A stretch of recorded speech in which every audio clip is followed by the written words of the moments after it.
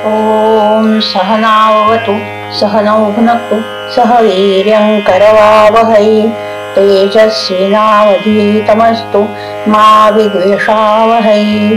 ओम शांति शांति शांति।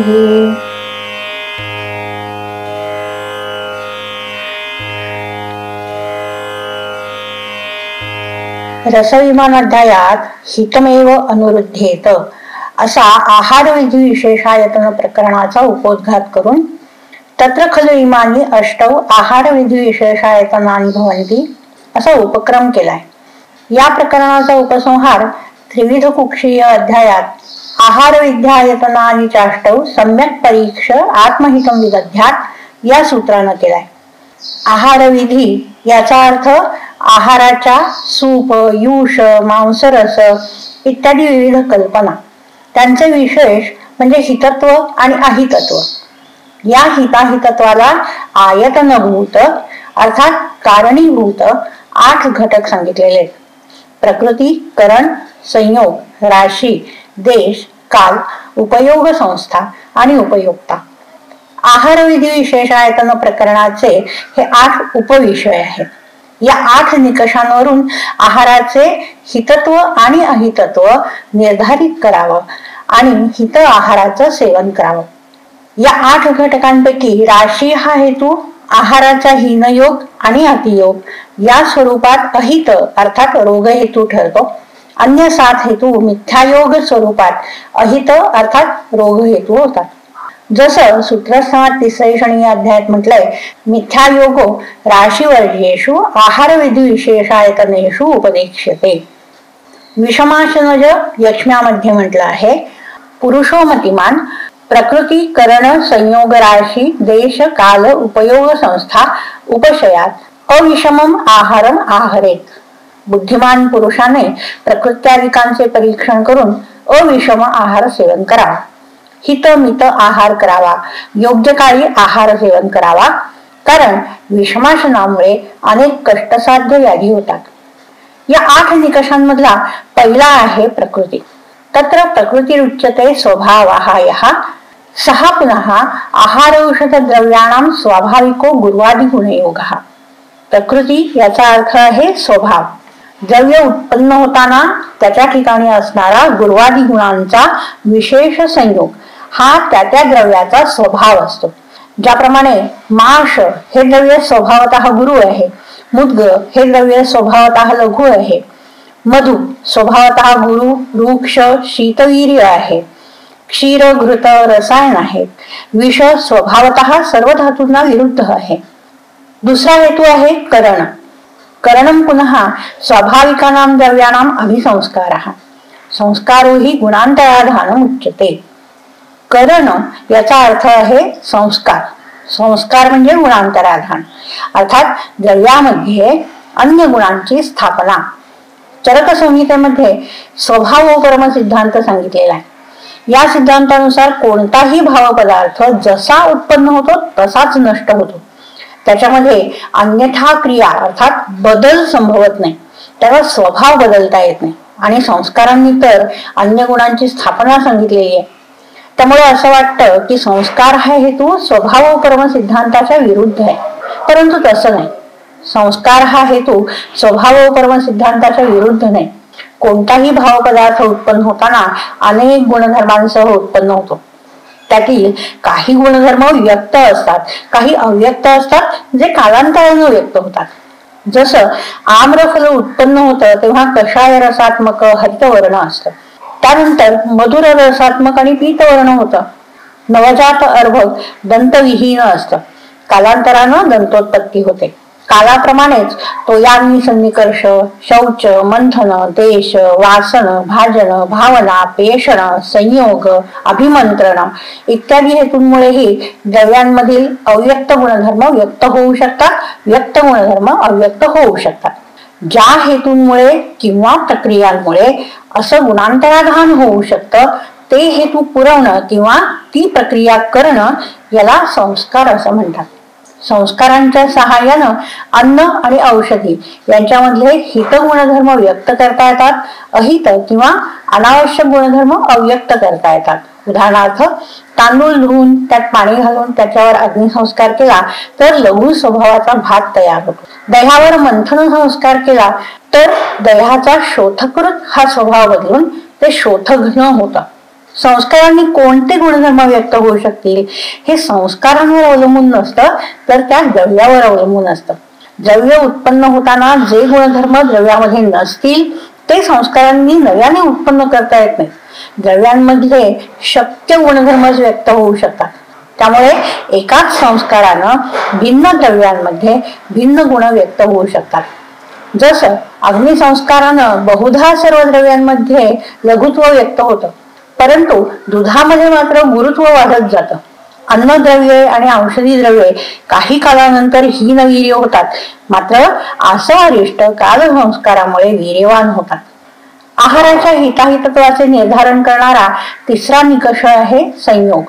आयुर्वेद संहितांमध्ये संयोग, समवाय, संसर्ग, सन्निपात या संज्ञा प्रकृती समसमवाय अर्थात एकत्रीकरण या सामान्य अर्थानेही उपयोजलेल्या आहेत आणि काही विशेष अर्थांनीही उपयोजलेल्या आहेत. संयोग ही संज्ञा सुद्धा एकत्रीकरण या सामान्य अर्थाने प्रयुक्त केली गेलेली आहे. उदाहरणार्थ, भीषक औषध संयोगैश चिकित्सां कर्तुम अर्हति, अर्थात वैद्याने वेगवेगळ्या औषधांच्या संयोगांनी म्हणजे एकत्रीकरणांनी चिकित्सा करावी. रससंयोग संग्रह अर्थात विचारणा स्नेहनार्थ सांगितलेल्या मांसरसामध्ये मिसळण्यासाठी योग्य द्रव्यांचा संग्रह. आहार विधी विशेष अपरिसंख्येय विकल्प द्रव्य संयोग करण बाहुल्यात.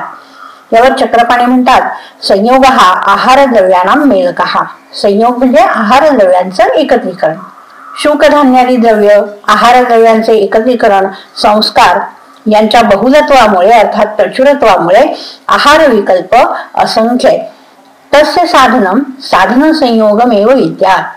निज आगंतु साध्य असाध्य अशा उन्मादांचा संयोग असला तर निजागंतु किंवा साध्यासाध्य उन्मादांच्या चिकित्सांच्या संयोगांनी एकत्रीकरणाने यांची चिकित्सा करावी. परंतु आहार विधी विशेषायतन म्हणून संयोग ही संज्ञा विकृती विषम समवाय या अर्थाने योजलेली आहे. संयोग हा पुन्हा द्वयोर बहुनाम वा द्रव्याणाम संहती भावः सहा विशेषम आरभते यम पुनः नैकैकशो द्रव्याने आरभन्ते. संयोग म्हणजे दोन किंवा अधिक द्रव्यांची संहती, दृढ एकत्रीकरण. हा संयोग असं वेगळं कार्य करतो जे कार्य संयोगामध्ये सहभागी असलेलं एक एक द्रव्य करत नाही. आहारामध्ये अनेक हित आणि अहित संयोग असतात. तैल, घृत, मरीच, हिंगू इत्यादी आहारयोगी द्रव्यांसह अन्न सिद्ध करणं. मध, तूप, सीतोपला, आमलक यांच्यासह दह्याचा संयोग हे हित संयोग आहेत, ज्यामुळे आहार देहधातूंना विरुद्ध होऊ शकतो. असा संयोग म्हणजे अहित संयोग. जसा दूध आणि मासे यांचा संयोग. औषधी कल्पनांमध्येही संयोग महत्वाचा आहे. विविध कल्प वर्णन करताना घटक द्रव्यांचे प्रमाण, एकत्रीकरणाचा क्रम इत्यादींचंही वर्णन केलेलं आहे. अशा संयोगांनी औषधांचे कार्यकारित्व निश्चित होते. या द्रव्य संयोगांचे फल मननशील मुनीच जाणतात. आहार विधी विशेषायतनांमध्ये चौथा हेतू आहे राशी.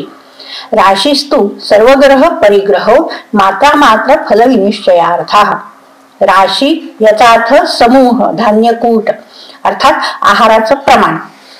योग्य मात्रा आणि अयोग्य मात्रा यांच्या फलाच्या निश्चितीसाठी हा मानदंड आहे.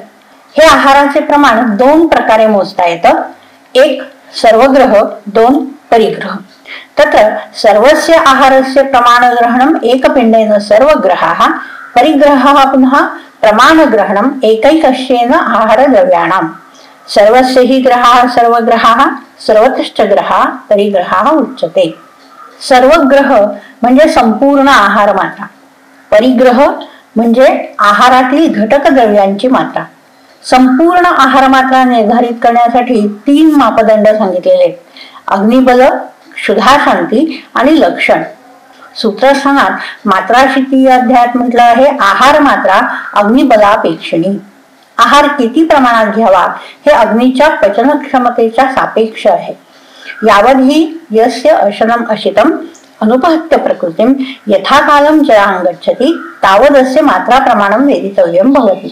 जितक्या प्रमाणातील आहार धातूंची साम्यावस्था न बिघडवता योग्य काळात पूर्ण पचतो तितका आहार म्हणजे योग्य मात्रेतील आहार. सुश्रुत संहितेत आहार सेवनाचा योग्य काळ वर्णन केलाय. त्यामध्ये एक लक्षण आहे कुक्षौच शिथिले. याचं स्पष्टीकरण देताना डल्लन म्हणतात कुक्षौच शिथिले इति बुभुक्षोदयात. क्षुधेमुळे कुक्षीमध्ये शैथिल्य शैथिल्य म्हणजे स्तब्धता राहित्य अर्थात उदर लाघव. यावरून अर्थापत्ती होते की भोजनोत्तर येणारं उदरगौरव हे क्षुधाशांती किंवा तृप्तीचं लक्षण आहे. उदरगौरव अर्थात पोट भरल्याची जाणीव. किती पोट भरेपर्यंत आहार घेतला तर तो योग्य मात्रेतील आहार होतो हे चरक संहितेत सांगितलंय की कुक्षीमधील अवकाशाचे 3 विभाग आहेत असं मानावं. त्यातील एक विभाग अन्नाने म्हणजे मूर्त आहाराने भरावा, एक विभाग द्रव आहाराने भरावा आणि एक विभाग वातपित्त श्लेष्म संचारासाठी रिक्त ठेवावा. परंतु हे विभाग समप्रमाणात नाही. अष्टांग हृदय संहितेत निर्णायक सूत्र आहे अन्नेन कुक्षेर द्वांशौ पानेन एकम प्रपूरयेत आशयम पवनादीनाम चतुर्थम अवशेषयेत. कुक्षीचे समान 4 भाग असल्याची कल्पना केली तर 2 भाग भरतील इतकं अर्थात अर्ध पोट भरल्याची जाणीव होईपर्यंत अन्न अर्थात घन किंवा मूर्त आहार सेवन करावा. 1/4 भाग द्रव आहार आणि 1/4 भाग वातादींच्या संचारासाठी रिक्त ठेवावा. थोडक्यात काय, भुकेपेक्षा 2 घास कमी खावं. आहार योग्य मात्रेत घेतला आहे याची परीक्षा करण्यासाठी लक्षणं सांगितलेली आहेत. कुक्षेर अप्रपीडनम आहारेण हृदयस्य अनवरोधः पार्श्वयोः अविपाटनम अनतिगौरवम उदरस्य प्रीणनम इंद्रियाणाम क्षुत्पिपासा उपरमः स्थानासन शयन गमन उच्छ्वास प्रश्वास हास्य संकथासु सुखानुवृत्तिः सायं प्रातश्च सुखेन परिणमनम बलवर्ण उपचय करत्वंच इति मात्रावतो लक्षणम आहारस्य भवति.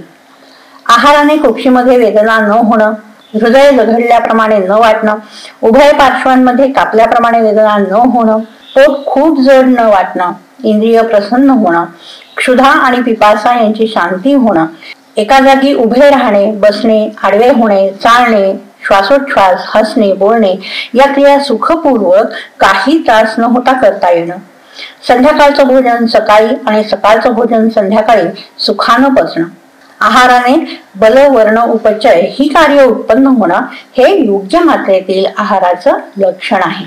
अतिमात्र किंवा हीनमात्र आहार व्याधींना कारणीभूत होतो त्याचा विचार त्रिविध कुक्षी अध्यायात केलाय. परिग्रह याचा अर्थ आहारातील घटक द्रव्यांचं प्रमाण.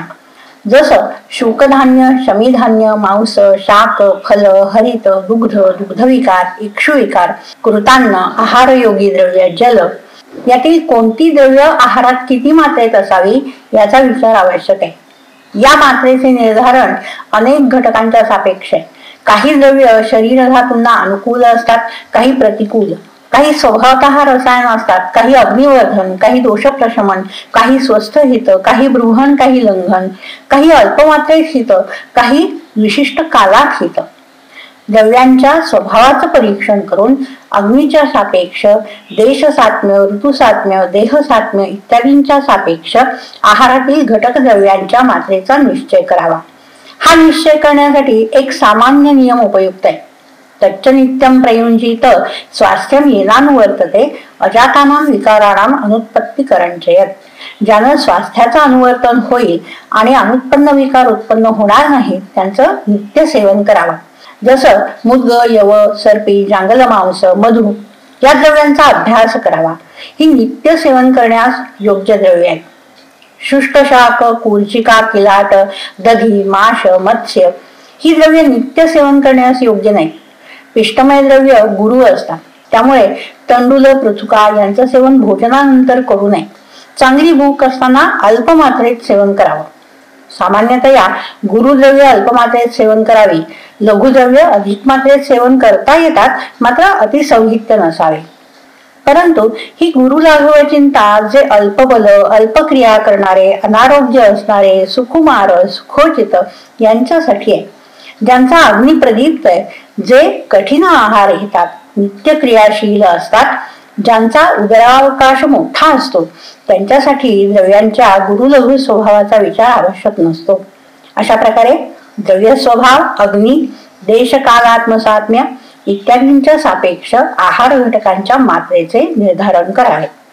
आहार विधी विशेषायतनातील 5वा हेतू आहे देश. देश हा पुन्हा स्थानम सद्रव्याणाम उत्पत्ती प्रचारव देश साधनेच्या आचष्टे. देश याचा अर्थ स्थान. आयुर्वेदामध्ये भूमिदेश आणि देहदेश असा देशाचा द्विविध विचार आहे. आहार विधी विशेषायतनांमध्येही दोहोंचा विचार केलेला आहे. चरक संहितेमध्ये देश या हेतूने केवळ भूमिदेशाचा निर्देश केलाय. देहदेशाचा विचार उपयोक्ता म्हणून स्वतंत्र केलाय.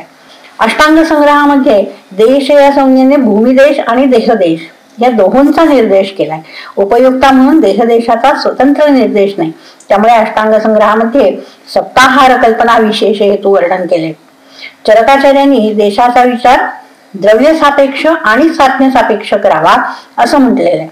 द्रव्यांचे उत्पत्ती स्थान आणि प्रचार यांचे परीक्षण करून हिताहितत्वाचा निर्णय करावा. चरक सूत्रस्थानात अन्नपानविधी अध्यायात चर परीक्षण आणि क्रिया परीक्षण यामध्ये यांचा निर्देश आहे. जसं जांगल देशामध्ये उत्पन्न द्रव्य, जांगल देशामध्ये संचार करणारे प्राणी आणि आकाश संचारी पक्षी यांचं मांस लघु असतं. अनुपदेशामध्ये उत्पन्न द्रव्य, अनुपदेश संचारी जलसंचारी प्राण्यांचं मांस गुरु असतं. अन्नपानविधी अध्यायात चर परीक्षणात भक्ष्य संविधीचे अर्थात भक्ष्याच्या स्वभावाचेही ग्रहण केले. त्यामुळे चक्रपाणींनी लघुभक्ष्य प्राण्यांचे मांस लघु असते, गुरुभक्ष्य प्राण्यांचे मांस गुरु असते याचाही देश परीक्षणात अंतर्भाव केलाय. द्रव्याचा प्रचार जसा देश सापेक्ष असतो तसा द्रव्य सापेक्षही असतो. म्हणून क्रिया परीक्षणाचाही अंतर्भाव करून बहुक्रिया करणाऱ्या प्राण्यांचे मांस लघु असते आणि अलस अर्थात अल्पक्रिय किंवा निष्क्रिय प्राण्यांचे मांस गुरु असते असं म्हटलेले. देश परीक्षणाने देश सात्म्याचेही निर्धारण होते. सामान्यतः देशाच्या गुणांच्या विपरीत गुणात्मक आहार देश सात्म्य आहार असतो. जसं जांगल देशामध्ये स्निग्ध शीत गुरु मंद स्वभावी आहार सात्म्य असतो. अनुपदेशात वृक्ष उष्ण लघु आहार सात्म्य असतो. या विपरीत म्हणजे जांगल देशात वृक्ष तीक्ष्णादी स्वभावाचा आहार, अनुपदेशात स्निग्ध शीतादी आहार किंवा भेषज याला आत्रेय भजकापीय अध्यायात देश विरुद्ध म्हटलेले आहे. आहार विधी विशेषायतनांमधला 6वा हेतू आहे काल. कालो ही नित्यगश्च आवस्थिकश्च तत्र आवस्थिको विकारमपेक्षते नित्यगस्तु ऋतुसात्म्यापेक्षा. कालाचे 2 भेद आहेत, नित्यग आणि आवस्थिक. आवस्थिक काल विकारांच्या सापेक्ष आहे. विकारांच्या सापेक्ष काही आहार पथ्य हित असतो, काही अपथ्य अहित असतो. चिकित्सा स्थानामध्ये व्याधींनुसार पथ्यापथ्य सांगितलेलं आहे. अन्नपानविधी अध्यायातही द्रव्यांचे गुणधर्म सांगताना व्याधींच्या सापेक्ष हिताहितत्व सांगितलेले आहे. नित्यग काल ऋतूंच्या सापेक्ष आहाराच्या हिताहितत्वाला कारणीभूत होतो. देश सात्म्य ज्याप्रमाणे देश स्वभावाच्या विपरीत स्वभावाचं असतं त्याप्रमाणे काल सात्म्य काल स्वभावाच्या विपरीत स्वभावाचं असतं. ऋतूच्या स्वभावाच्या विपरीत स्वभावाचा आहार त्या त्या ऋतूमध्ये हितावह असतो. ऋतूच्या सापेक्ष हित आहार विहाराला ऋतुसात्म्य अशी संज्ञा. सूत्रस्थानात 85 अध्यायात ऋतुसात्म्याचे विवेचन केलेले. आहार विधी विशेषायतनांमधील 7वा हेतू आहे उपयोग संस्था. उपयोग संस्था तु उपयोग नियमः स जीर्ण लक्षणापेक्षा. उपयोग याचा अर्थ सेवन, संस्था याचा अर्थ व्यवस्था किंवा नियम. उपयोग संस्था याचा अर्थ आहार सेवना संदर्भातील व्यवस्था किंवा नियम. आहाराचे सेवन कशा प्रकारे करावे याविषयीच्या सर्व नियमांना उपयोग संस्था म्हटलेले आहे. चरक संहितेत भिन्न भिन्न प्रसंगानं या नियमांचं विवेचन आलेलं आहे. इंद्रियोपक्रमणीय अध्यायात नारत्न पाणीही नास्नातो इत्यादी सूत्रानं काही व्यवस्था सांगितलेली आहे. रसविमान अध्यायात आहार विधिविधान म्हणून उष्णम स्निग्धम इत्यादी सूत्रानं काही नियम सांगितलेले. संक्षेपतः नियम सांगता येतील. स्नान करून स्वच्छ वस्त्र परिधान करून भोजन करावं. भोजन करण्यापूर्वी हात पाय तोंड धुवावे. देवतांना नैवेद्य द्यावा, हवन करावे, पितरांचे तर्पण करावे. गुरु, अतिथी, आपले आश्रित, सेवक, परिचारक, बालक, पशुपक्षी या सगळ्यांना अन्न मिळालेले हे पाहावं, नंतर अन्न सेवन करावं. शिळ अन्न खाऊ नये, उष्ण स्निग्ध अन्न असावं. योग्य मात्रेतच अन्न सेवन करावं. शुची प्रदेशी स्वच्छ पात्रांमध्ये भोजन करावं. प्रथम कदली, पनस, मोदक अशा गुरुस्निग्ध स्वादू अन्नाचं सेवन करावं. नंतर आम्ल लवण आणि अंततः लघुरुक्ष कटू आहाराचं सेवन करावं. अन्न इष्टवर्ण गंध रसस्पर्श असावं. फार भरभर किंवा फार सावकाश जेवू नये. जेवताना हसू किंवा बोलू नये. एकाग्र मनानं भोजन करावं. स्वतःच्या देहाचं परीक्षण करून हित आहार रूप समिधांनी जाठराग्नीला आहुती द्यावी. असं विधिविहित अन्नपान प्राणरक्षण करणं. अशा अन्नानं अंतरग्नीची स्थिती योग्य राहते. शरीर धातू सम राहतात. बल, वर्ण, इंद्रिय प्रसन्न राहतात. अविधीपूर्वक सेवन केलेला आहार अहित फलदायी होतो. हे आहार विधिविधान प्राधान्यानं जीर्ण लक्षणांच्या सापेक्ष. जीर्ण लक्षण याचा अर्थ जीर्णाहार लक्षण, अर्थात पूर्वीचा आहार पचल्याची लक्षण. पूर्वीचा आहार पचल्यानंतरच पुन्हा आहार सेवन करणं हितावह आहे. पूर्वीचा आहार पचलेला नसताना पुन्हा आहार सेवन केला तर तत्काल सर्व दोषांचा प्रकोप होतो. चरकसंहितेत, रसविमान अध्यायात आणि सुश्रुत संहितेच्या उत्तर तंत्रात, स्वस्थवृत्तोपक्रमाध्यायात जीर्णाहार लक्षण सांगितलेली आहेत. दोन्ही संहितांच्या सारभूत अष्टांग हृदय संहितेत या लक्षणांचा समन्वय. प्रसृष्टे विन्मूत्रे, हृदि सुविमले, दोषे स्वपथये, विशुद्धे चोद्गारे, क्षुधुपगमने, वाते अनुसरती, तथाग्न उद्रिक्ते, विशदगरणे, देहेच सुलभौ, प्रयुंजिताहारम विधिनियमितम कालसहिमतः. पूर्वीचा आहार जीर्ण झाला असेल तर दोष स्वस्थानी असतात, अर्थात स्थानगती सम प्राकृत असतात. वात अनुलोम असतो. वात, मूत्र, पुरीश यांचे प्राकृत वेग येऊन योग्य विसर्जन होतं. अग्नी प्रदीप्त होतो, त्यामुळे अन्नाविषयी आकांक्षा उत्पन्न होते. भूक लागते, त्यामुळे कोष्ठात लाघव उत्पन्न होते. स्रोतसांची मुख विवृत असतात. उद्गार शुद्ध असतो, त्याला अन्नादींचा गंध नसतो. हृदय विशुद्ध असतं, अर्थात हृदयाच्या ठिकाणी रसशेषाजीर्णामुळे उत्पन्न होणारी वेदना, गौरव ही लक्षणे नसतात. इंद्रिय कार्यक्षम असतात. शरीरात लाघव असतं. हा अन्न सेवनाचा योग्य काळ आहे. या काळी विधिपूर्वक सेवन केलेलं अन्न धातूंचं पोषण करतं आणि आयुष्याला हित होतं. आहार विधी विशेषायतनातील 8वा हेतू आहे उपयोक्ता. उपयोक्ता पुनर्यस्तम आहार उपयुक्ते यदायत्तम ओकसात्म्यम. उपयोक्ता म्हणजे आहाराचं सेवन करणारा भोक्ता. ओकसात्म्य अर्थात देहसात्म्य, अर्थात शरीर सात्म्य, अर्थात आत्मसात्म्य हे या भोक्त्याच्या अधीन असतं. स्वास्थ्य आणि आतुर्य यांच्या सापेक्ष देहदेशाचं परीक्षण करून देहसात्म्याचं निर्धारण करावं. समधातुरूप स्वास्थ्य असेल तर समसर्वरस सात्म्य हित आहे. प्रायः देह प्रकृती दोषानुशयित, अर्थात दोषांचा अनुबंध असणारी असते. चरकसंहितेत या देहदेशांना वातल, पित्तल, श्लेष्मल अशा संज्ञा आहेत. देशसात्म्य, ऋतुसात्म्य याप्रमाणेच देह प्रकृतीच्या विपरीत स्वभावाचा आहार देहसात्म्य असतो. अर्थात देहामध्ये ज्या दोषाचा अनुबंध असेल त्या दोषाच्या विपरीत, त्या दोषाला प्रतिकूल आणि धातुसाम्यकर आहार सात्म्य असतो. उदाहरणार्थ वातल देह प्रकृती असेल तर स्निग्ध, उष्ण, मधुर, आम्ल, लवण आहार हित असतो.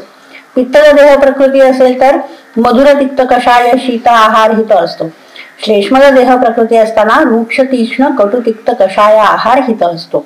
अशा प्रकारे स्वतःच्या देहाचं सर्वतः परीक्षण करून हित आहार सेवन करावा.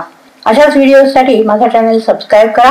तुमच्या सूचना, प्रश्न कमेंट बॉक्स मध्ये लिहा किंवा मला मेल करा. माझा मेल आयडी आहे amruta.karatu@gmail.com. धन्यवाद.